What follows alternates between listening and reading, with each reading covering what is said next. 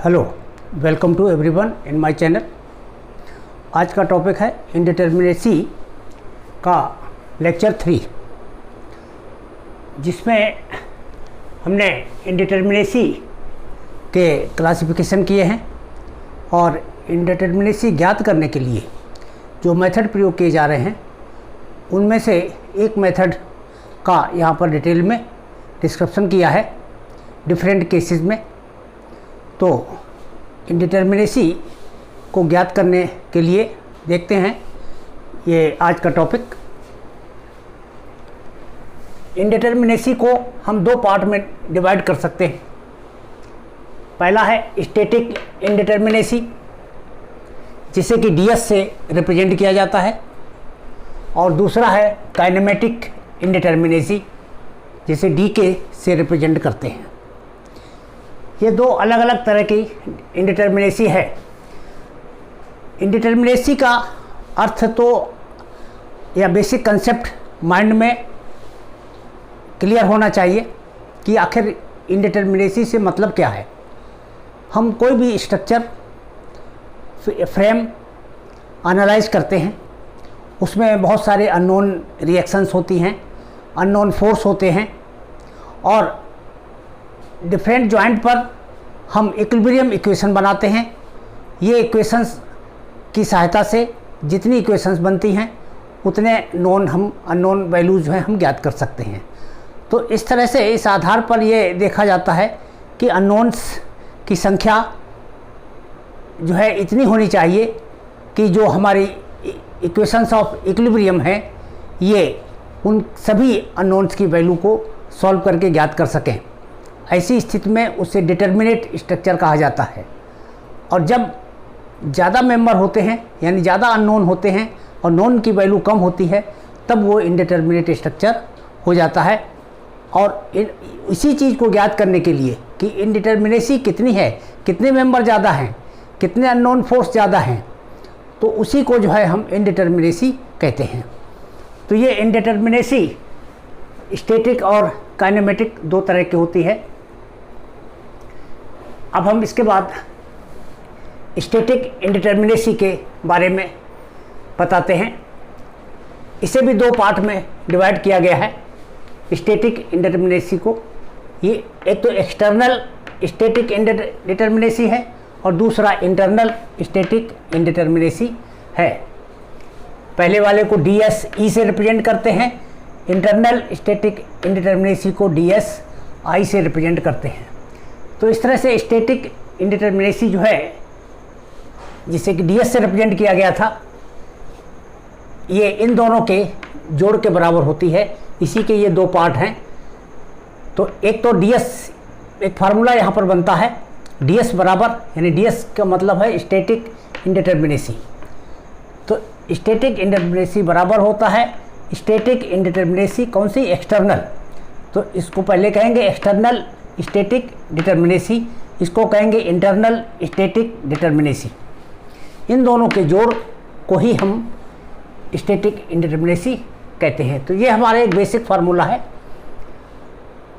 अब इसके बाद हम जो ये स्टैटिक डिटरमिनेसी है इसे ज्ञात करने के लिए ये देखते हैं कि दो मेथड मुख्य रूप से प्रचलन में हैं, और वो दोनों मेथड हैं क्रम से, जिसे कहा जाता है कि मेथड ऑब्लिक अप्रोचेस, यानी दो अप्रोच हैं या दो मेथड हैं, जिनमें से पहली अप्रोच है डायरेक्ट एस्टिमेशन या डायरेक्ट अप्रोच। मतलब सीधे सीधे हम डीएस की वैल्यू कैलकुलेट करते हैं। इसमें हम अलग से डीएसई और डीएसआई की वैल्यू कैलकुलेट नहीं करते, हम डायरेक्ट डीएस की वैल्यू निकालते हैं। इसीलिए इसको डायरेक्ट एस्टिमेशन या डायरेक्ट अप्रोच कहा जाता है। ये पहला मेथड है। दूसरा मेथड है शॉर्टकट मेथड। इस मेथड में पहले डीएससी की वैल्यू निकाली जाती है, फिर डीएसआई की वैल्यू निकाली जाती है, फिर इन दोनों को जोड़ करके तब डीएस की वैल्यू ज्ञात की जाती है। ऐसे तो देखने में लग रहा है कि ये मेथड बड़ा हो जा रहा है, लेकिन जब आप इस मेथड को समझेंगे तब देखेंगे कि ये शॉर्टकट मेथड जो कहा गया है वो वास्तव में शॉर्टकट मेथड है। कुछ अनुभव के बाद, कुछ प्रश्न कर लेने के बाद हम डायरेक्ट केवल फिगर देख करके बिना कैलकुलेशन किए जो है स्टैटिक इंडिटरमिनेसी ds की वैल्यू ज्ञात करने में सक्षम हो जाते हैं। तो ज़्यादा कैलकुलेशन नहीं करनी पड़ती है इस मेथड में। ये मेथड भी आसान है, डायरेक्ट एस्टिमेशन मेथड। तो अब हम आज जो है इसी मेथड के बारे में विस्तार से बताने जा रहे हैं, डायरेक्ट एस्टिमेशन मेथड। तो static indeterminacy by direct estimation, ये टॉपिक हो गया आज का मेन। इस टॉपिक में देखते हैं इक्वेशन ऑफ इक्विलिब्रियम। हाँ, इसको स्टार्ट करने से पहले, इससे पहले हमने जो कुछ चीज़ें पढ़ रखी हैं उनमें से कुछ ऐसे डाटा जिनकी यहाँ ज़रूरत पड़ेगी उनको एक बार रिफ्रेश कर लेते हैं। तो equilibrium of equations of equilibrium, जो इक्विलिब्रियम की इक्वेशंस हैं वो कितनी होती हैं डिफरेंट टाइप्स के फ्रेम में। जो 2D फ्रेम होते हैं उसमें इक्वेशंस ऑफ इक्विलिब्रियम होती हैं sigma F X equal to 0, sigma F Y equal to 0, sigma M Z equal to 0। इस तरह से टोटल 3 नंबर्स हमारे इक्वेशंस ऑफ इक्विलिब्रियम होते हैं, यानी 3 इक्वेशन होती हैं ऑफ इक्विलिब्रियम जो कि अननोन की वैल्यू को सॉल्व करने के लिए प्रयोग की जाती हैं। तो ये 3 इक्वेशंस यहाँ पर होती हैं 2D के केस में। और equations of equilibrium in case of 3D structure, तो 3D स्ट्रक्चर में जो इक्वेशंस होती हैं उनको देखिए। एक तो होती है sigma F X equal to 0, दूसरी होती है sigma F Y equal to 0, फिर sigma F Z equal to 0। 3 ये हो गए।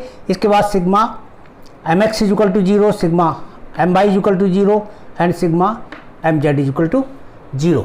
इस तरह से ये हमारी टोटल इक्वेशंस जो हैं ये 6 नंबर आ गई। ये हम जानते हैं पहले से, बस यहाँ केवल एक बार रिवाइज कर लेते हैं कि 2D के केस में जहाँ कहीं भी number of equations, equilibrium equations की आवश्यकता होगी वहाँ हम 3 नंबर्स यूज करेंगे, और जहाँ पर 3D के केस में नंबर ऑफ इक्विलिब्रियम इक्वेशंस की जो वैल्यू है वो 6 नंबर यूज करेंगे। इसके बाद बेसिक फार्मूला, इस मेथड का जो बेसिक फार्मूला है वो ये है कि स्टैटिक इंडिटरमिनेसी किसके बराबर होती है। स्टैटिक इंडिटरमिनेसी होती है अननोन कितने हैं, यानी अननोन रिएक्शंस कितनी हैं, अननोन फोर्सेस कितने हैं। तो जितनी भी अननोन संख्याएं हैं, अज्ञात संख्याएं हैं, उनमें से नोन्स जो ज्ञात हैं। अब ज्ञात पहले से कैसे, यानी ये हमारा नंबर ऑफ इक्विलिब्रियम इक्वेशन पर डिपेंड करता है, यानी जितनी हम इक्वेशंस हमारे पास उपलब्ध हैं इसका मतलब हम उतने वैल्यूज जो हैं उतनी रिएक्शंस को हम सॉल्व कर सकते हैं। तो ये वही हो गया, उन्हीं को नोन्स कहा जाता है जितनी हमारे पास इक्विलिब्रियम इक्वेशन होती हैं। तो ये नॉन कहलाते हैं, और अननोन वो कहलाते हैं जो एक्सटर्नल रिएक्शंस हैं, मेंबर में की रिएक्शंस हैं, इन सबको जोड़ करके जो टोटल हमारे अननोन संख्याएं हैं, अननोन फोर्सेस हैं, उन सब का मान जो है अननोन्स के अंतर्गत लिखा जाता है। तो अननोन्स में से नोन्स घटा दीजिए तो इसी का जो डिफरेंस होता है वही हमारा स्टैटिक इंडिटरमिनेसी के बराबर होता है। तो इसी बेसिक कंसेप्ट को लेकर के ये आगे फार्मूला चलता है। अब इसमें देखिए अननोन्स क्या है, अननोन में आपको क्या क्या निकालना है। अननोन में एक्सटर्नल सपोर्ट रिएक्शंस निकालनी है। कोई भी स्ट्रक्चर है उसमें सपोर्ट होंगे तो सपोर्ट की जो रिएक्शंस होंगी वो सारी की सारी कैलकुलेट, यानी उनको काउंट करना है। दूसरा इंटरनल रिएक्शंस ज्ञात करनी है। इंटरनल रिएक्शंस दूसरे शब्दों में मेंबर फोर्सेस भी कहलाते हैं, यानी जो हमारे स्ट्रक्चर है उसके जो मेंबर हैं उन मेंबर्स में फोर्स डेवलप होते हैं। तो जो फोर्स डेवलप होंगे उन्हीं को मेंबर फोर्स कहा जाता है। तो ये मेंबर फोर्स भी अननोन होते हैं, इधर सपोर्ट की रिएक्शंस भी अननोन होती हैं। इन दोनों को हम जब जोड़ देंगे तो ये हमारी अननोन संख्याएं की कुल संख्या ज्ञात हो जाती है। इसके बाद नोन्स अगर हमको निकालना है तो नोन्स निकालने के लिए इक्वेशंस ऑफ इक्विलिब्रियम की संख्या हम कैलकुलेट कर लेते हैं कि हम अपने स्ट्रक्चर में कितनी इक्वेशंस तैयार कर सकते हैं। और इसके लिए एक बेसिक कंसेप्ट ये होता है कि आपने ट्रस्ट एनालिसिस के क्वेश्चंस अगर किए हुए होंगे प्रत्येक जॉइंट पर हम पिन जॉइंटेड स्ट्रक्चर में 2 रिएक्शंस हम बना सकते हैं, sigma x equal to 0, sigma y equal to 0। तो प्रत्येक जॉइंट पर 2 रिएक्शंस होती हैं, इसलिए नंबर ऑफ जॉइंट काउंट कर लिए जाते हैं और उसमें 2 से मल्टीप्लाई कर दिया जाता है। तो total number of equilibrium equations 2D frame के लिए ये हमको ज्ञात हो जाता है। इसी तरह से 3D फ्रेम में भी निकाल लेंगे, अब वो आगे कैलकुलेट कर रहे हैं। तो नोन्स में है क्या है, नंबर ऑफ इक्विलिब्रियम इक्वेशंस की संख्या हमको निकालनी होती है। तो ये हमारा बेसिक चीज़ है। अब देखिए हम 1 बाय 1 4 केस ले रहे हैं अलग अलग, और उनको ध्यान से समझिए। केस 1, इसमें हमने लिया है पिन जॉइंटेड ट्रस 2D। तो ये पिन जॉइंटेड ट्रस है, 2D स्ट्रक्चर है। इसमें हम इसी फार्मूले का प्रयोग करते हैं, ds स्टैटिक इंडिटरमिनेसी बराबर unknown forces minus non equilibrium of equations of equilibrium, non equations of equilibrium. तो अब देखिए अननोन फोर्सेस हम निकालने जा रहे हैं, किसमें, पिन जॉइंटेड ट्रस में। तो पिन जॉइंटेड ट्रस में अननोन फोर्सेस निकालने जा रहे हैं। तो ये हमारे अननोन फोर्सेस कैसे निकलेंगे, तो एक तो मेंबर फोर्सेस पहले निकाल लीजिए। इस कोई जैसे फॉर एग्जांपल यही ट्रस है, एक ये ट्रस का एग्जांपल है। इस ट्रस में ये देख लीजिए कि मेंबर कितने हैं, इनको काउंट कर लीजिए। तो जो भी स्ट्रक्चर दिया गया हो आपको, उस ट्रस में उसके मेंबर की संख्या कैलकुलेट कर ली जाती, काउंट कर ली जाती है। जैसे इसमें 1 2 3 4 5 6 और 7 और 8, इस तरह से 8 मेंबर हैं जैसे इस मेंबर में। तो यही हमको यहाँ काम करना है कि नंबर ऑफ मेंबर काउंट कर लीजिए, और फिर इसके बाद एक्सटर्नल रिएक्शंस, RE सिंबल जो होता है, एक्सटर्नल रिएक्शंस, ये तो मेंबर के अंदर फोर्सेस हो गई। अब ये हमारा कहीं ना कहीं तो सपोर्ट होगा, जैसे ये कैंटिलीवर ट्रस है तो ये दीवार पर सपोर्ट है, इन 2 बिंदुओं पर ये हमारे सपोर्ट हो गए। यहाँ पर कुछ रिएक्शंस डेवलप होंगी। तो चूँकि ये हिंज सपोर्ट है, तो हिंज सपोर्ट पर एक हॉरिजॉन्टल रिएक्शन आएगी, एक वर्टिकल रिएक्शन आएगी। इस पर भी हॉरिजॉन्टल आएगी, एक वर्टिकल रिएक्शन आएगी। तो इस तरह से 2 रिएक्शंस यहाँ पर हो गई, 2 रिएक्शन यहाँ पर हो गई। तो इनकी संख्या को काउंट किया जाता है, 2 + 2 ये हमारा 4 हो गया। तो 4 हमारी ये एक्सटर्नल रिएक्शंस हैं, ये सपोर्ट पर उत्पन्न होती हैं। तो एक्सटर्नल रिएक्शंस इसको RE से रिप्रेजेंट करते हैं। तो फार्मूला हमारा बन गया number of members plus external reactions,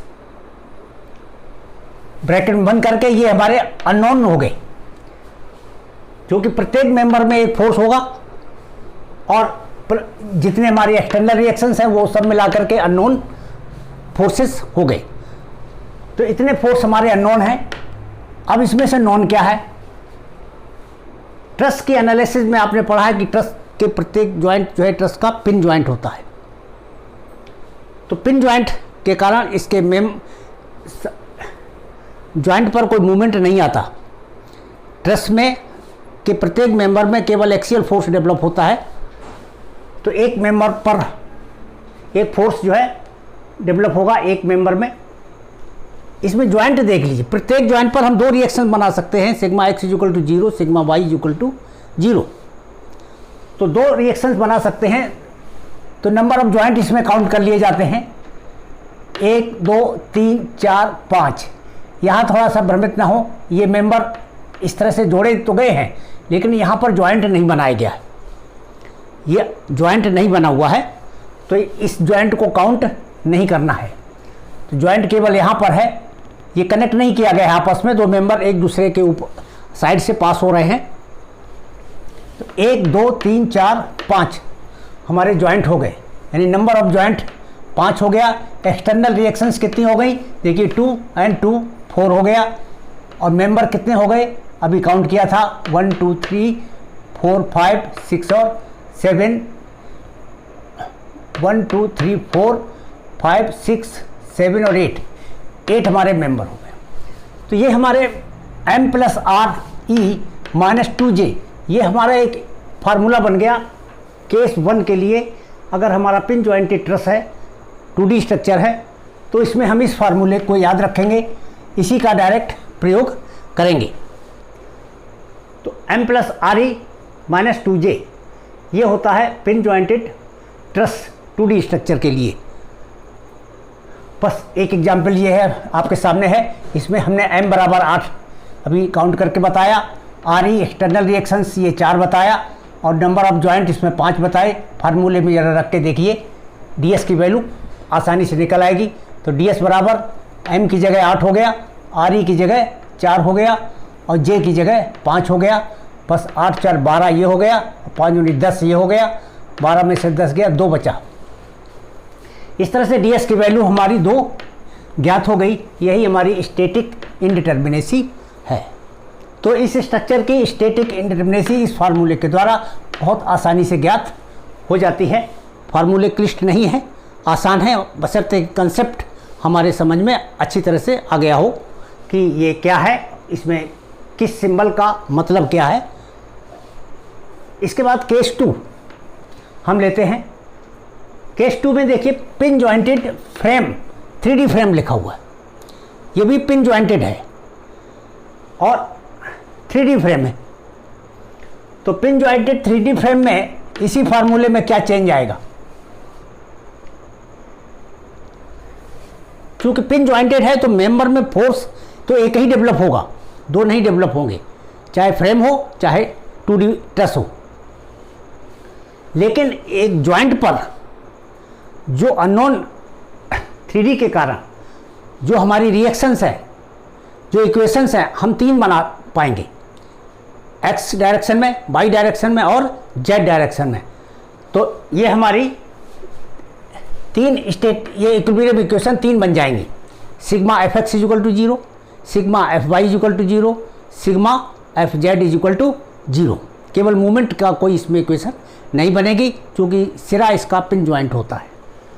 तो ये 3 इक्वेशन बन जाएंगे, इसलिए प्रत्येक जॉइंट पर 3 इक्वेशन हमको उपलब्ध होगी। इसलिए टोटल इक्वेशंस कितनी अवेलेबल हो जाएंगी, 3 टाइम्स नंबर ऑफ जॉइंट।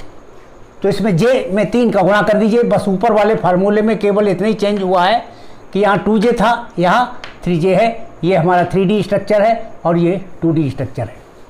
बाकी फार्मूला हमारा सेम टू सेम है।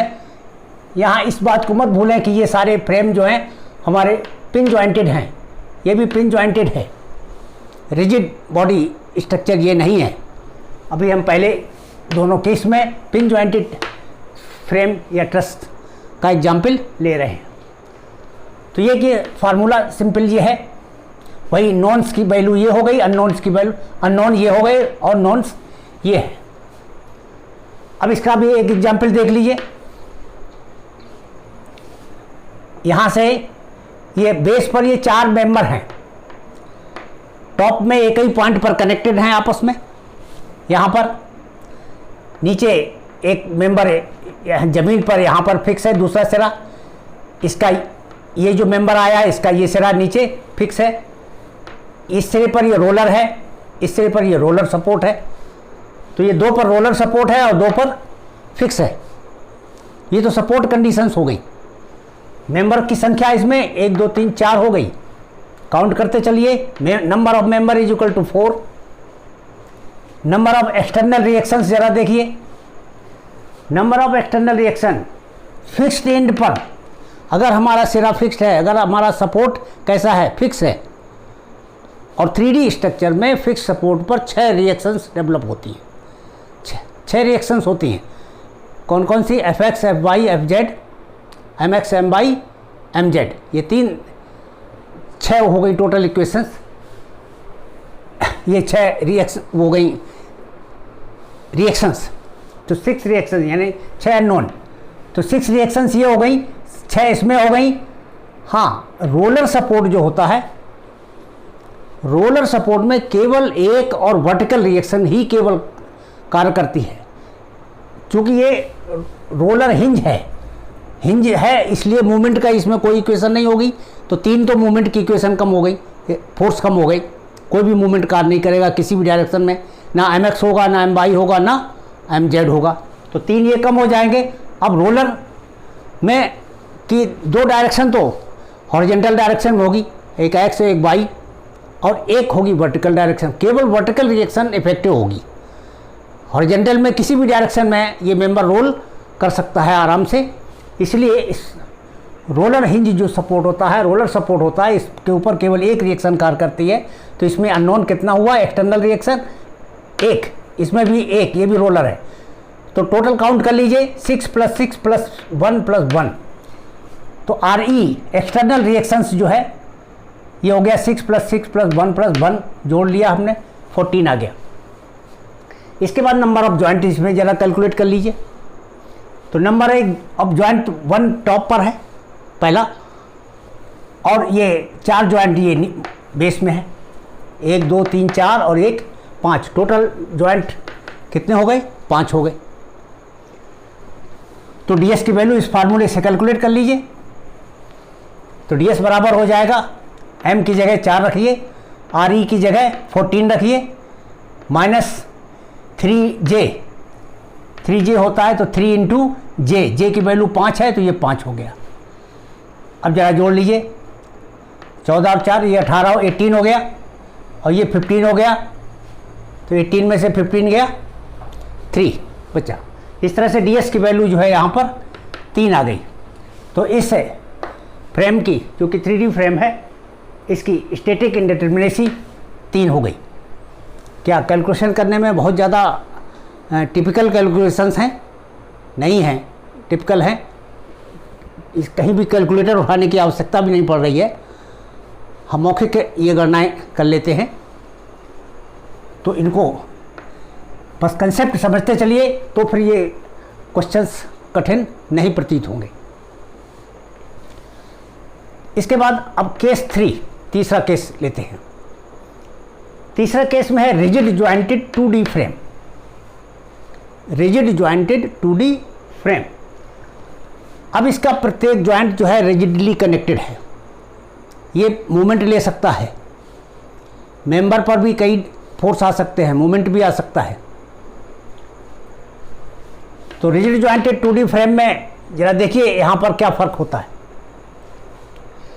प्रत्येक मेंबर में 3 रिएक्शंस डेवलप होती हैं। प्रत्येक मेंबर में 3 रिएक्शंस डेवलप होती हैं। कौन कौन सी? एक तो एक्सियल फोर्स डेवलप होता है, शियर फोर्स भी डेवलप होता है, और मूवमेंट भी डेवलप होता है किसी भी बिंदु पर।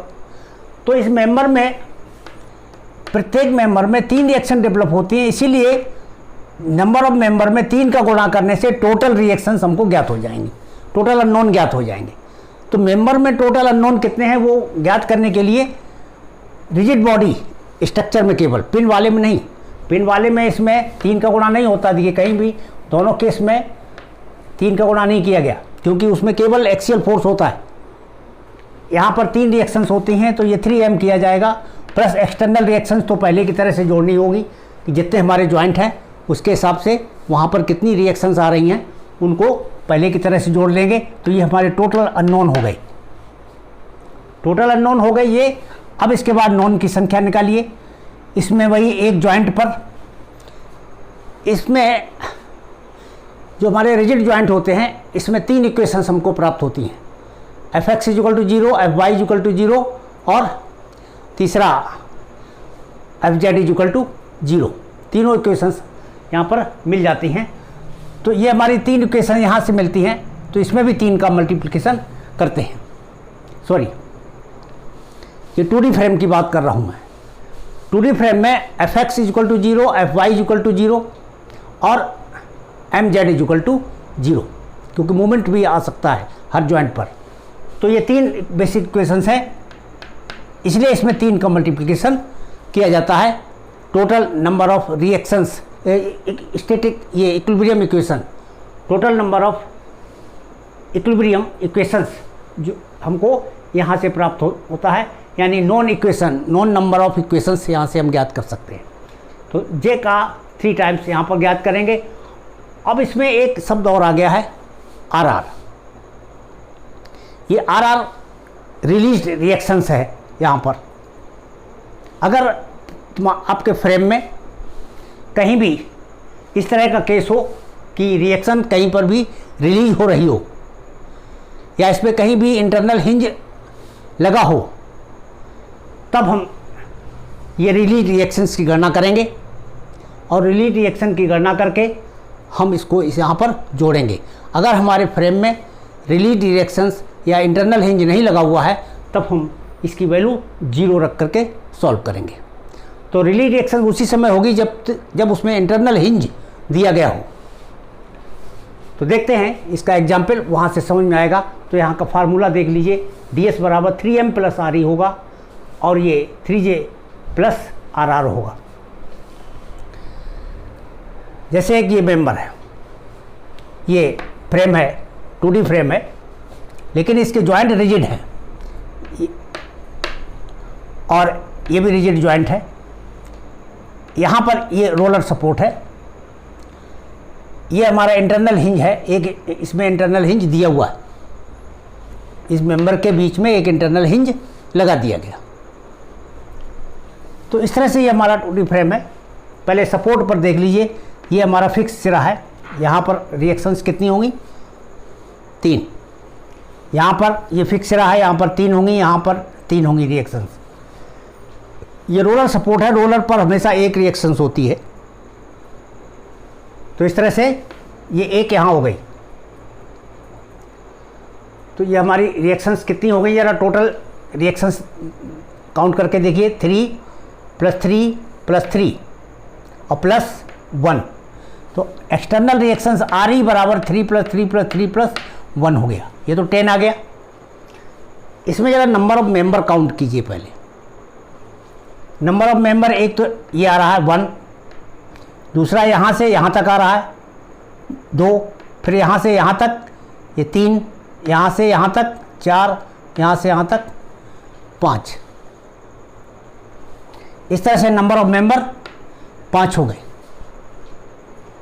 नंबर ऑफ जॉइंट काउंट कर लीजिए। नंबर ऑफ जॉइंट जब काउंट करेंगे तो पहले तो 1 2 3, 3 तो ये हमारे एक्सटर्नल हो गए, 4 5 और एक ये 6। इस तरह से नंबर ऑफ जॉइंट कितना हो गया 6। नंबर ऑफ जॉइंट निकाल लेने के बाद रिलीज्ड रिएक्शन RR की वैल्यू हम निकालेंगे। इसका फार्मूला पढ़ा होगा, 2D केस के लिए समेशन ऑफ m'-1 होता है। तो m'-1 यहाँ पर इंटरनल हिंज यहाँ पर लगा हुआ है, इस जगह पर। तो इसी के लिए इसकी गणना की जाएगी। इस हिंज के साथ कितने मेंबर कनेक्टेड हैं, 1 और 2 मेंबर कनेक्टेड हैं। तो m' की वैल्यू यहाँ पर 2 हो जाएगी, इसलिए m' का मान 2 रखा गया। तो 2-1, चूँकि एक ही है यहाँ पर हिंज, इसलिए इस समेशन का मतलब नहीं रह जाता है। इसका यूज तो समेशन का तब होता है जब एक से ज़्यादा इंटरनल हिंज हमारे स्ट्रक्चर में लगे हुए हों, तब हम सबके लिए यही फार्मूला लगाते हुए जोड़ते जाते हैं और उसका सबको जोड़ करके RR की वैल्यू काउंट कर लेते हैं। जब केवल एक ही है तो एक ही बार लगाएंगे, 2-1 और 2-1 बराबर 1। इसका मतलब release reaction, number of release reaction कितना हुआ 1, यानी एक रिएक्शन हमारी रिलीज हो गई है इसके कारण। यानी इस मेंबर में जो कहीं मूवमेंट अगर आ रहा होता है तो ये हमेशा मूवमेंट को ही रिलीज कर देता है। इसका हम पिछले वीडियो में आपको बता चुके हैं कि इंटरनल हिंज पर रिएक्शंस कैसे रिलीज होती है। तो ये हमारे वैल्यू हो गई, m बराबर 5 हो गया, RE बराबर 10 हो गया, J इतना हो गया, R का मान 1 हो गया। इन सबको इस फार्मूले में सब्स्टिट्यूट कर देते हैं। तो ds बराबर m की वैल्यू 5 है, यहाँ रख ली, RE का मान 10 हुआ, J का मान 6 है, RR का मान 1 है। बस इसको सॉल्व किया हमने। तो सॉल्व किया तो ये 15 और 10 25 25 ये हो गया इसमें, और ये हुआ 18 1 19 19 ये हो गया। तो 25 - 19 = 6। तो ds की वैल्यू इसमें 6 आ गई। इसका मतलब स्टैटिक इंडिटरमिनेसी इस फ्रेम की 6 आ गई। इस फ्रेम के बारे में एक चीज़ और हम बताना चाहेंगे कि कुछ जगह क्या होता है कि इसको हम जॉइंट काउंट नहीं करते। ये जो इंटरनल हिंज है इसे जॉइंट काउंट नहीं करते हैं, तब यहाँ से यहाँ तक मेंबर एक ही रह जाएगा। अभी हमने कितने काउंट किए थे, एक मेंबर ये काउंट किया था, एक मेंबर ये काउंट किया था, तो मेंबर की संख्या एक कम हो जाएगी, मेंबर कितना हो जाएगा 4। इसी तरीके से नंबर ऑफ ज्वाइंट, जब हम इसको ज्वाइंट काउंट नहीं कर रहे हैं तो एक ज्वाइंट भी हमारा घट जाएगा। तो इस तरह से हमारा ये ज्वाइंट भी एक कम हो जा रहा। तो अब यहाँ देखिए इसकी एक संख्या कम हो जाएगी, इसकी एक संख्या कम हो जाएगी, और इसमें से ये घट रहा है, तो जितना कम हुआ वो माइनस हो गया, इसलिए इन दोनों का जो डिफरेंस है वो वही बना रहेगा। यानी इससे हमारा आंसर पर कोई फ़र्क नहीं आता है, हम इसको ज्वाइंट काउंट करें अथवा न करें। तो बेटर ये है कि हम एक पैटर्न अपना करके चलें, कोई सभी। तो यहाँ हम इसको ज्वाइंट काउंट करके चलते हैं। तो ज्वाइंट काउंट करके ये हमने सॉल्व किया। Static indeterminacy rigid jointed 2D frame के केस में जो ये एग्जाम्पल है इसकी 6 आ गई। केस 4 इसके बाद चौथा केस देखते हैं। इसमें है rigid jointed 3D frame. Rigid jointed 3D frame, अब ये 3D फ्रेम है का एग्जाम्पल है। इसका फार्मूला देख लें, यहाँ क्या चेंजेज आएगा। प्रत्येक मेंबर में 2D फ्रेम में प्रत्येक मेंबर में कितनी रिएक्शंस होती हैं, 3 होती थी। लेकिन जो हमारा 3D फ्रेम होता है उसमें प्रत्येक मेंबर में 6 रिएक्शंस होती हैं। Fx Fy Fz Mx My Mz, ये 6 रिएक्शंस होती हैं, यानी तीनों मूवमेंट होते हैं, तीनों फोर्स होते हैं, तीनों डायरेक्शंस में। तो इस तरह से 6 रिएक्शंस होती है। तो यहाँ पर 3m की जगह 6m फार्मूले में चेंज हो जाएगा। तो 3D के केस में यहाँ पर 6m आ जाएगा, जहाँ पर ये 3m था। RE एक्सटर्नल रिएक्शंस में कोई चेंज नहीं होता। इसी तरह से जॉइंट में भी देख लिए, जॉइंट में भी वही होता है कि एक जॉइंट पर 3 इक्वेशंस हमको प्राप्त होती हैं। तो इस केस में एक जॉइंट पर हमको 6 इक्वेशंस प्राप्त हो जाएंगी, क्योंकि प्रत्येक डायरेक्शन में मूवमेंट की इक्वेशन भी प्राप्त हो जाएगी और प्रत्येक डायरेक्शन में फोर्स की भी इक्वेशन प्राप्त हो जाएगी। तो वहाँ से हमारी 6 इक्वेशंस हो जाएंगी। तो 6 इक्वेशंस ये हो जाएंगी और रिलीज रिएक्शंस का फार्मूला हमारा वैसे ही पहले की तरह से है, इसमें भी कोई चेंज नहीं है। तो हमारा फार्मूला हो गया 6m + RE - 6j + RR।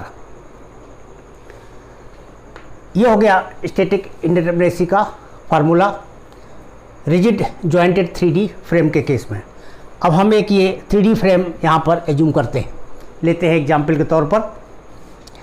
ये एक फ्रेम है, ये 4 सपोर्ट है, ये मेंबर हो गए।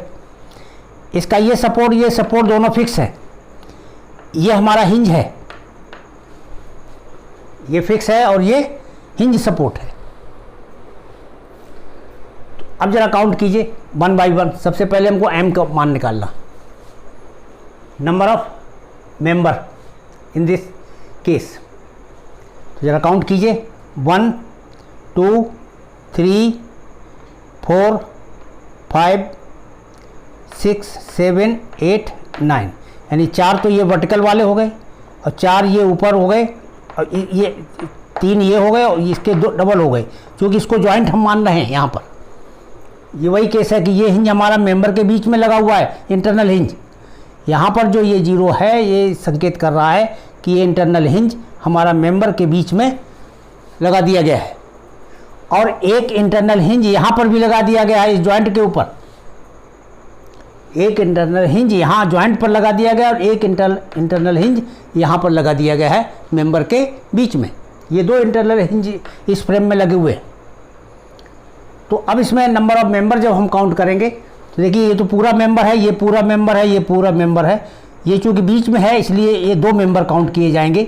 तो इस तरह से वर्टिकल वाले 4 हो गए, 5 6 7 और ये 8 और ये 9, इसलिए m बराबर कितना हुआ 9 हो गया। यानी इसको एक्चुअली फ्रेम में आपको काउंट करना होगा, काउंट करके ही ये वैल्यू m बराबर 9 लिखनी होगी। अब इसके बाद external reactions, number of external reactions निकाल ली जाए प्रत्येक जो सपोर्ट के ऊपर। ये हमारा फिक्स सपोर्ट है, तो फिक्स सपोर्ट पर 3D फ्रेम में 6 रिएक्शंस होती हैं। ये भी हमारा फिक्स सपोर्ट है, इस पर भी 6 रिएक्शंस होंगी। तो 6 6 और ये हमारा हिंज सपोर्ट है, हिंज सपोर्ट पर 3 रिएक्शन होंगी, इस पर भी 3 रिएक्शंस होंगी 3D फ्रेम में। तो इस तरह से जोड़ लीजिए 6 + 6 + 3 + 3, RE बराबर 6 + 6 + 3 + 3, जोड़ने से आ गया हमारा 18। तो RE की वैल्यू आ गई 18। अब नंबर ऑफ जॉइंट जरा देख लीजिए, नंबर ऑफ जॉइंट काउंट करेंगे, नीचे के बॉटम के जो हैं ये 4 जॉइंट तो ये हो गए। अब ये टॉप के 1 2 3 4 तो ये हो गए, और एक जॉइंट ये हो गया। तो ये 4 4 8 और एक 9, नंबर ऑफ जॉइंट भी हमारे 9 हो गए। रिलीज रिएक्शंस RR, जरा इसकी वैल्यू देखें। इसमें रिलीज रिएक्शंस जब हमारा ये 3D फ्रेम होता है तो रिलीज रिएक्शंस का जब हमने पीछे पढ़ाया था तो वहाँ फार्मूला लिखाया था कि 3D फ्रेम के केस में RR का मान जो है 3 टाइम्स समेशन ऑफ m-1 लिखा जाता है। तो 3 टाइम्स, तो 3 से मल्टीप्लाई करके ब्रैकेट लगा लीजिए, फिर समेशन ऑफ m-1 प्रत्येक इंटरनल हिंज के लिए लिखते जाए। जैसे पहले हम इसको लिखते हैं, ये जो इंटरनल हिंज है ये कितने मेंबर से कनेक्टेड है? 3 मेंबर्स से जुड़ा हुआ है। तो m' की वैल्यू इसमें 3 हो गई, तो यहाँ पहले लिखा जाएगा 3 - 1, फिर प्लस, फिर दूसरे इंटरनल हिंज के बारे में देखेंगे। ये इंटरनल हिंज हमारा इन 2 मेंबर्स से जुड़ा हुआ है, तो इसमें m' की वैल्यू 2 हो गई, तो ये 2 - 1 हो गया। बस इन दोनों को हल कर लिए, 3 में से 1 गया, 2 ये हुआ और ये 1 हुआ, तो 2 1 3 और 3 3 9। इस तरह से RR की वैल्यू भी 9 आ गई। अब हमने ये इंडिविजुअली सबके मान निकाल लिए हैं। M का मान ज्ञात कर लिया, RE का मान ज्ञात कर लिया, J का मान ज्ञात कर लिया और RR का मान ज्ञात कर लिया। बस इस फार्मूले में हम सब्स्टिट्यूट कर देते हैं। तो DS बराबर 6 × M, ये 9 हो गया, प्लस RE का मान 18 है, ये 18 रख दिया, -6 × 9, J का मान भी 9 है, तो 6 × 9 + 9, ये RR का मान भी 9 है। अब इसमें देखिए जरा, पहला पद 6 × 9 और 6 × 9, ये प्लस का है, ये माइनस का है, इसको तो सॉल्व करने की ज़रूरत भी नहीं, हम ऐसे भी काट सकते हैं। यहाँ से केवल 18 बच गया, यहाँ से 9 बच गया, 18 - 9, तो कितना बचा? 9। ये सॉल्व होकर के DS बराबर 9 आ गया। सॉल्यूशन आप किसी भी तरीके से कर सकते हैं, यानी इस स्टेप को केवल सॉल्व करना है। तो इस तरह से static indeterminacy of this structure which is rigid jointed 3D frame can be found in this way। तो ये हमारे 4 तरह के केस थे। इतने ही केस जो है एग्जिस्ट करते हैं मेनली, और इनका ही अभ्यास विस्तार से करना है। ये अभी मैंने केवल एक एग्जाम्पल यहाँ पर इसमें लिया है, जिससे कि हम इसका जो फार्मूला है, जो हर केस का अलग अलग फार्मूला है, ये 4 फार्मूले बनते हैं, 1 2 3 4, इनको सीरियल से याद रखना है। तो आप इस मेथड से, ये जो डायरेक्ट एस्टिमेशन मेथड है, इससे आप स्टैटिक इंडिटरमिनेसी की वैल्यू आसानी से ज्ञात कर सकेंगे। तो पहले एक चीज़ का अभ्यास कर लें। दूसरा मेथड सीखने से पहले इसके कई क्वेश्चन अगर आप कर लेते हैं, कुछ क्वेश्चंस, तो ये मेथड कंठस्थ हो जाएगा। तो ये केवल इतना ही टॉपिक इसमें है। अब अगले मेथड के बारे में मैं अगले वीडियो में डिस्कस करूंगा, और इसके कुछ एग्जाम्पल्स भी जो है मैं बीच में कराने का प्रयास करूंगा। तो wait till next video. Thank you.